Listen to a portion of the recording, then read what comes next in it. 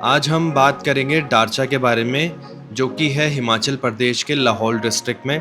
डारचा जो है गेटवे है ज़ंस्कार वैली के लिए, प्लस यहाँ से ये जो रोड है लेह मनाली हाईवे के लिए भी जाती है। तो आज हम डारचा ब्रिज के बारे में बात करेंगे, ब्रिगू कैंप्स के बारे में बात करेंगे, डारचा विलेजेस के बारे में बात करेंगे और बात करेंगे डारचा की ज्योग्राफी और हिस्ट्री के बारे में।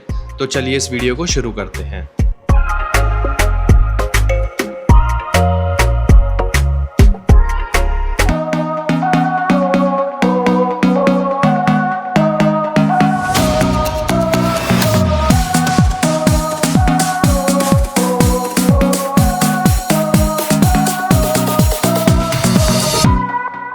यार कितना सुनसान है जसपा।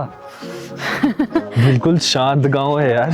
तो यार यहाँ तक ये कह तो रहे हैं अनटच जगह है, यहाँ पे इजी नहीं आ रहे इजीली। यहाँ है ना, वैसे नहीं आ रहे लोग कि रेगुलर घूमने फिरने आ रहे हो, वो हिसाब नहीं है। वो हिसाब नहीं है यहाँ। मेरे ख्याल वो मई एंड या जून में हो जाता होगा।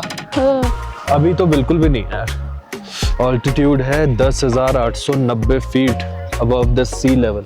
पीछे भी बिल्कुल सुनसान है। मतलब अभी ना बहुत ठंड हो गई है, शाम के 6 बज गए हैं और बहुत ज्यादा ठंड हो गई है।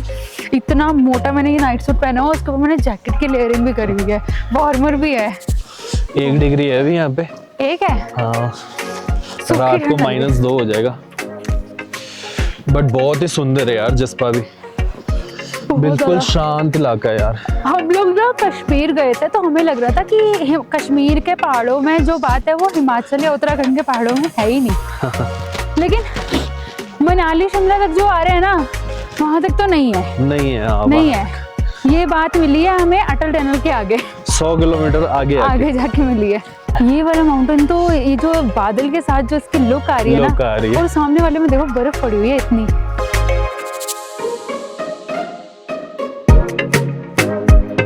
गाइस, अब हम लोगों ने ना जसपा क्रॉस करा और हम लोग जा रहे हैं दारचा की तरफ।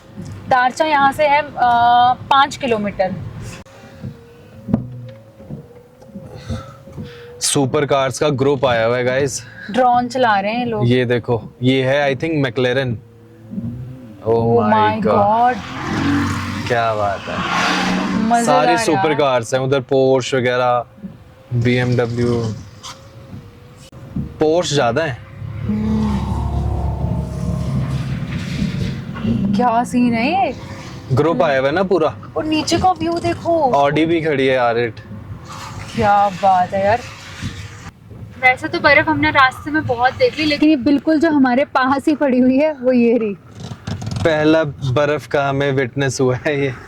काफी है। और यार हाँ, ये छोटे छोटे पैचेस आ रहे हैं। बहुत गंदी बर्फ है लेकिन ये हैं, फिसलते हैं क्या इसमें? फिसलते नहीं, कि देखना मिट्टी कितनी हो रखी है। तो तुमने खानी थी क्या? गोला बनाने की सोच रहा था।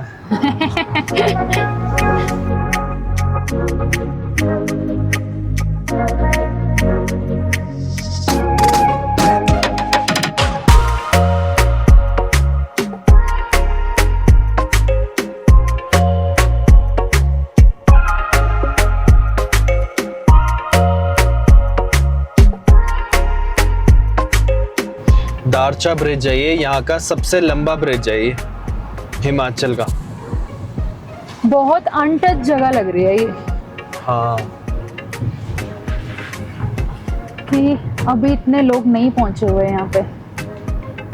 एक्चुअली टूरिस्ट ना यहाँ पे मेन आता है जून में, जब सारे रास्ते खुल जाते हैं। अब यहाँ से रह गया दारचा अराउंड 2 किलोमीटर। गाइस, ये ब्रिज जो है ये 11,000 फीट की हाइट पे लोकेटेड है और इसको बनाने में 10 साल लग गए थे BRO को, क्योंकि टेरेन काफ़ी टफ है यहाँ का। यहाँ की वेदर कंडीशंस काफ़ी हार्श हैं और ये इनॉग्रेट हुआ था 2010 में अक्टूबर मंथ में। पूरा स्टील का बना हुआ है ये ब्रिज, काफ़ी अच्छा BRO ने काम किया हुआ है।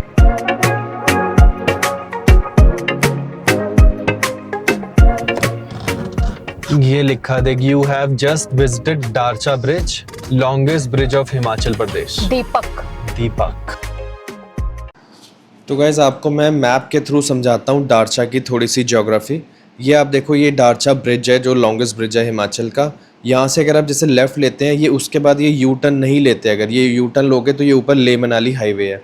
यहाँ से अगर आप ये छोटा सा रास्ता लेके सीधा चले जाते हो तो ये यहाँ पे पहला गांव आता है डारचा का, जिसको कहते हैं डारचा सुमदो।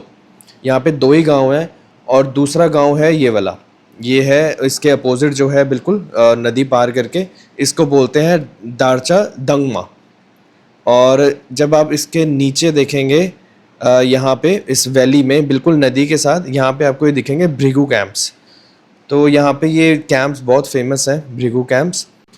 अच्छा, डारचा में जब आप मेन रोड से ऊपर की तरफ जाएंगे, जो मेन रोड जा रही थी ऊपर यू टर्न लेके, तो उसमें ऊपर जाके ना 2 रास्ते आते हैं। एक चला जाता है शिंकुला टॉप की तरफ, जो आगे पदुम और जो गोम्पा वगैरह है, गोम्पा रेंज, वहाँ से रास्ता जाता है लद्दाख की तरफ।